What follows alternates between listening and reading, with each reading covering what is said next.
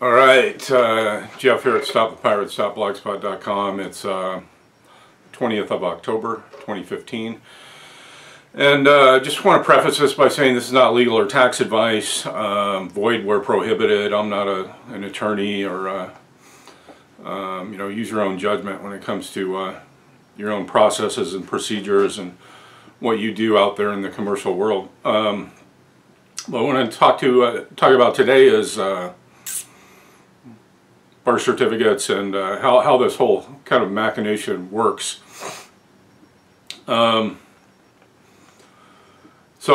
when you were born, your parents applied for a certification. They applied for citizenship, which amounts to basically a part-time job with the United States, which is a corporation. It's a company.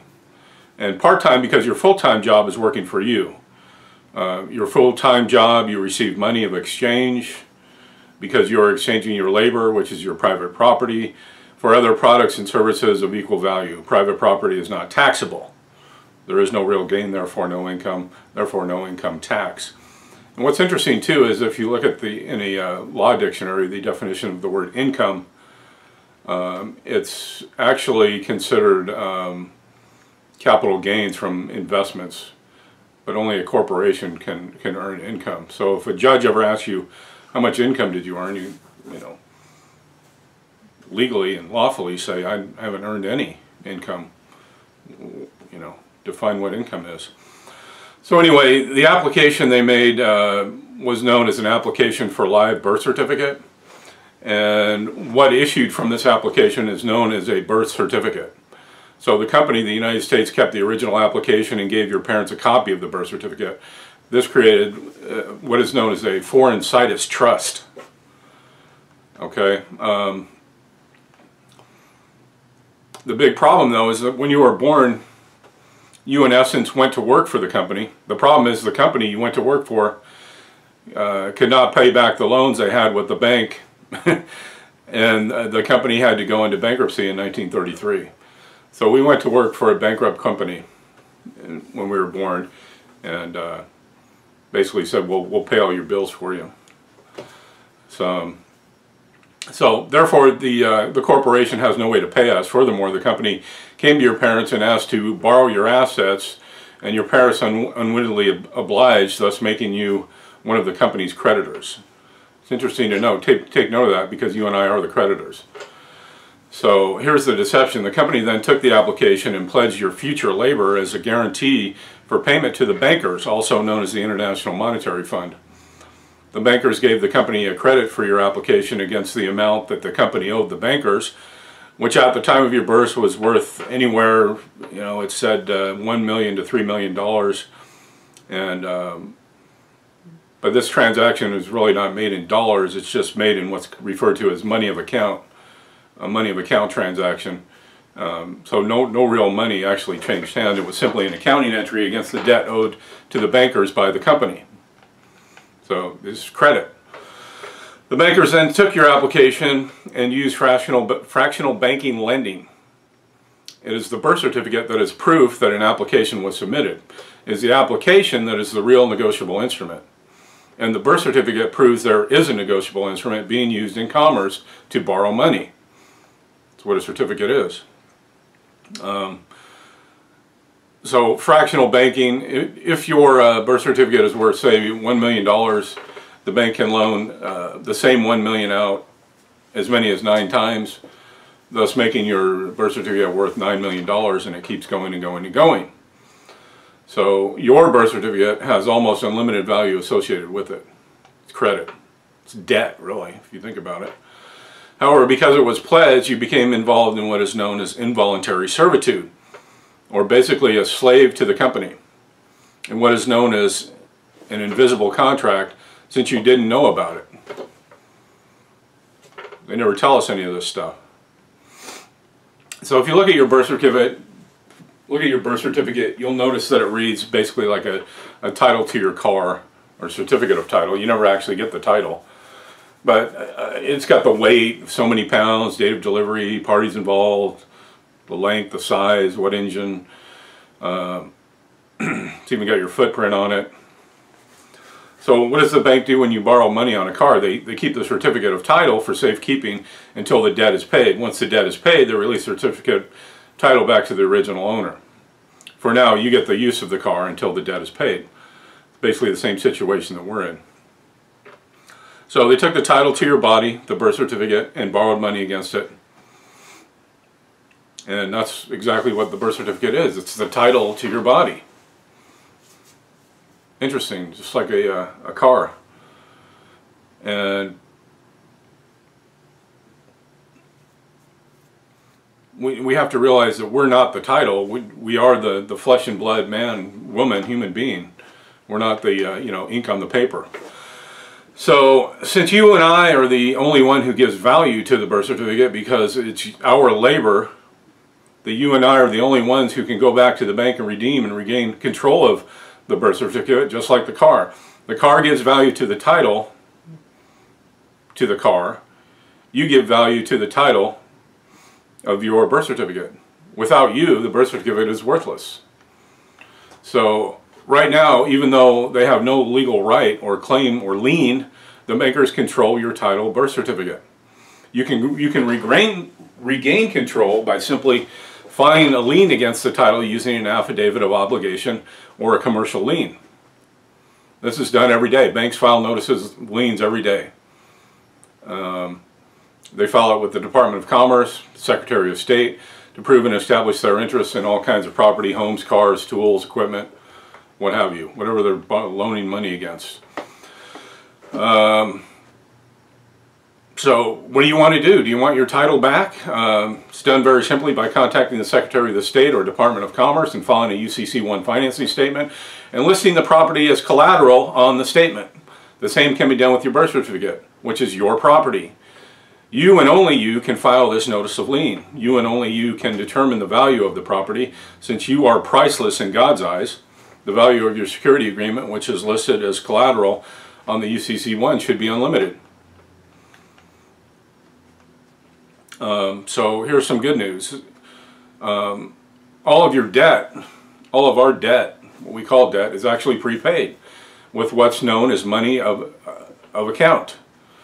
There is no real substance or money of exchange like gold or silver, only accounting adjustments and set-offs. And here's where it starts to get a mind blower for most people that aren't aware of any of this information or haven't been enlightened yet.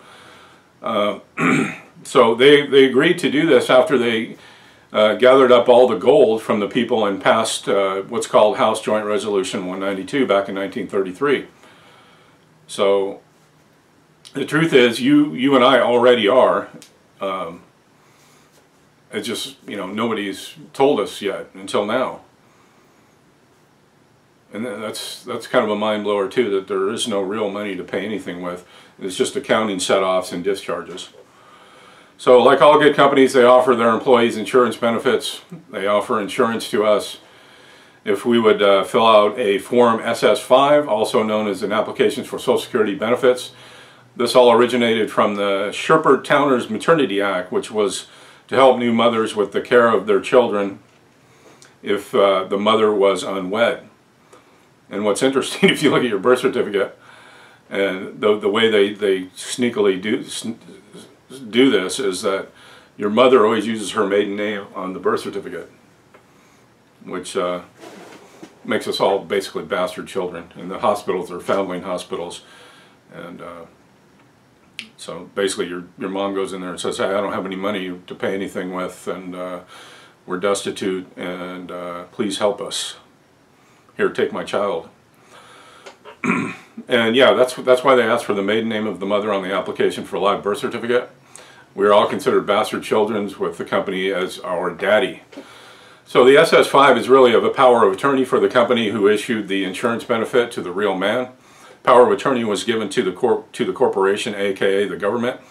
When they established the new account, they styled the name in all capital letters, which is really a corporation. It's a dead entity. It's the name title of a corporation. The Social Security number, the SSN, is prima facie evidence that there is an insurance policy. The benefits that one receives includes the privilege of an army, navy, police, fire protection, courts, jails, prisons, etc. And that's one of the benefits, privileges of being a U.S. citizen, is you get to go to prison to pay your debts, because all crimes are commercial and they all have a monetary value attached to them. If you can't afford it, well, then you get to go to prison to pay it. Isn't that nice? That's why we have the biggest prison population in the world right here. So when we fill out the SS5 form, we allowed the company to access our account, our checkbook, as it were, the prepaid account that was set up when our birth certificate was issued. We gave them permission as signers to write checks on our account, and they do it all the time. Now keep in mind, this is the same account the bankers fractionalized and created huge, almost unlimited sums of money, and we became co-business partners with the company, and they were able to access and use our prepaid account for whatever they deemed necessary. So, you know, some people might be asking, well, what's the catch? Now, do you see that they don't want to let a newborn out of the hospital without a Social Security account number? They want to access that prepaid account. The only way they can is they offer some type of benefit that you know, albeit unwittingly, accept, also known as Social Security Insurance Program. The creation of the Social Security account created what is known as a Sustake Trust account. Sustake Trust, or it's pronounced just like that, Sustake Trust. It's a formal Latin term referring to a beneficiary having an equitable interest in a trust, with the legal title being vested to the trustee. So who is the trustee? Unless you take control of the trust, the company and the government is the trustee of the Sustake Trust. So a Sustake Trust, a trust is an equitable obligation binding a person who is called a trustee to deal with property over which he has control, which is called the trust property, for the benefit of persons who are called beneficiaries of the Sustake Trust, of whom he may himself be one, and anyone of whom may enforce the obligation. Any act or neglect on any part of the trustee which is not authorized or excused by the terms of the trust instrument or by law is in breach of trust. So you know, so far it's worked out really good for the United States Corporation. They just didn't tell you how to go about getting your debt set off and how to access and use your what's called your prepaid account. So here's what you can do, and here again, I just want to preface this by saying this is not legal or tax advice, and I don't condone doing this, and you know, blah blah blah. But if you were so inclined, you would acquire a certified copy of your birth certificate from the keeper of the records of your state, usually the Department of Vital Records, and do what's called an accepted for value.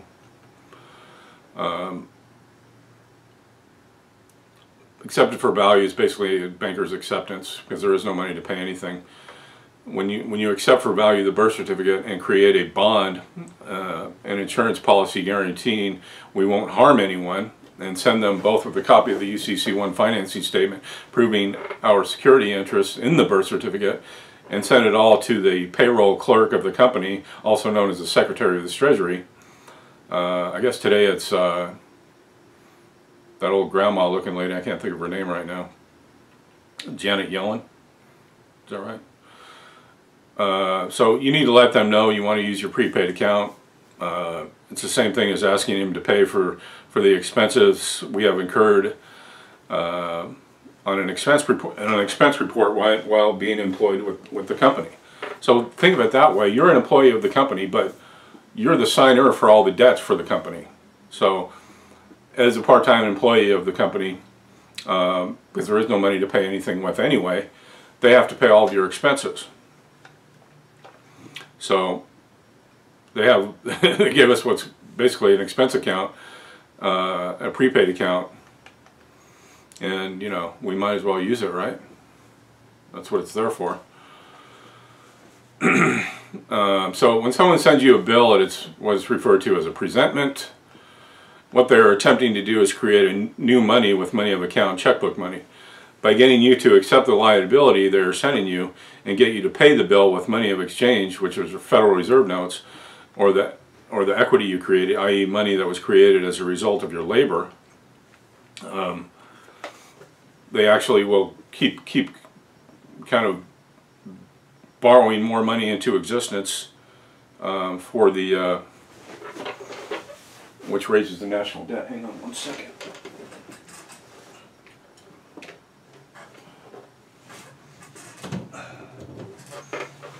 Plug this sucker in.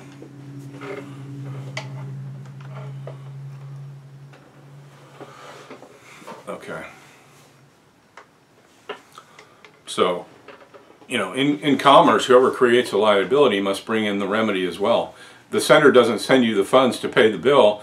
You must accept the bill for value and allow the presenting party to access to the exemption prepaid account to set off the debt the sender is creating.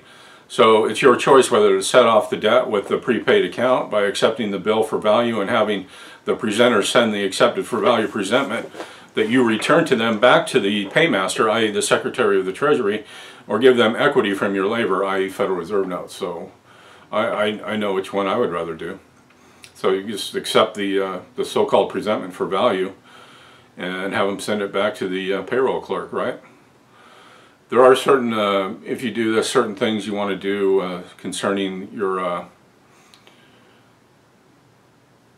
account with the IRS. There's certain filings and things that have some more in-depth information at stopthepirates.blogspot.com. So let's kind of do a little review. The IRS really is, the IRS is the Accounting and Collection Division for the International Monetary Fund, the bankers who the company owes money to. They enforce and oversee the bankruptcy of the company. They're really not your enemy. They are the only doing what they were hired to do, and that is to keep track of the bankruptcy of the company. It is imperative to learn how to use them to your advantage, and they can be a tremendous resource to us. So the Secretary of the Treasury is like a payroll clerk at most any company you may work for. He acts in dual capacity as both payroll clerk and receiver in the bankruptcy for the bankers. With additional documents and letters not covered in this presentation, one can call upon the Secretary to adjust the accounts and pay the bills, taxes, and the like back to the presenter of the bills we have got and accumulated over time, and have the debt incurred paid off using the prepaid account that is waiting for us to use. So all I have to do is accept the bill for value. I gave it when my labor was pledged and send it back to the party who sent the bill and forward it to the Secretary of the Treasury, and he will use my prepaid account to settle and close the account debt. Basically, yeah, in a nutshell, that's how it should work. So, you know, we call upon the Secretary of the Treasury to do what he was hired to do and make adjustments to our account, set it to 0. And the normal cause of doing business, car payments, credit cards, utilities, taxes, etc. All of them. So I want to talk for a little bit here about 1099 OID, which is original issue discount. So during your whole lifetime, you've probably not had the Secretary of the Treasury or the IRS paying and discharging your debts for you or adjusting your account according to House Joint Resolution 192. Most people have been giving your equity away, paying your bills in the form of Federal Reserve notes that you acquired through your labor. You had a prepaid account available but didn't know it existed and didn't know how to use it, and the net result, you have been paying for stuff the company should have been paying for all along. So it's time to fill out your expense report.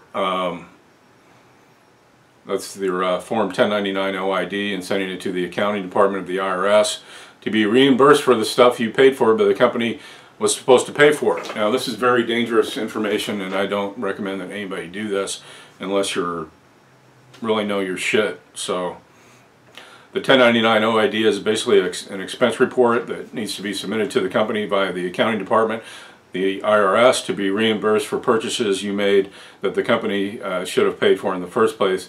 Just like an expense report, you need to attach the receipts, only in the event of an IRS audit, of course. The 1099 for proper accounting by the accounting department, the IRS. So I will let you know this. Once you start doing this, you're going to need to continue doing it for the rest of your life. And it's going to have to become a part of your life. So I really won't go too deep into the 1099 OID, 1099A stuff. So when you were born, to kind of review, your parents entered a contract with the government, the company that was bankrupt, and you essentially went to work part-time for them to help pay off the debt of the company had incurred. The instrument that was used was the application for a live birth certificate, and it became a binding contract. It also became a pledge to and for the company, and security they used to pay the debt of the company that the company has with the bankers. One can regain control of the birth certificate instrument by filing a UCC-1 financing statement with the Secretary of State in whatever state you live in, listing the birth certificate as your property or collateral. If you don't know how to do this, I have some detailed information at stopthepirates.blogspot.com. Again, it's just for entertainment purposes only. I don't recommend you try this. By filling out a Form SS5 application for Social Security benefits, we entered into another contract that allowed the company to access our prepaid account that was created with the passage of House Joint Resolution 192. The SS5 can be revoked and the contract rescinded by simply filling out a Form SS521, withdrawal of Social Security benefits.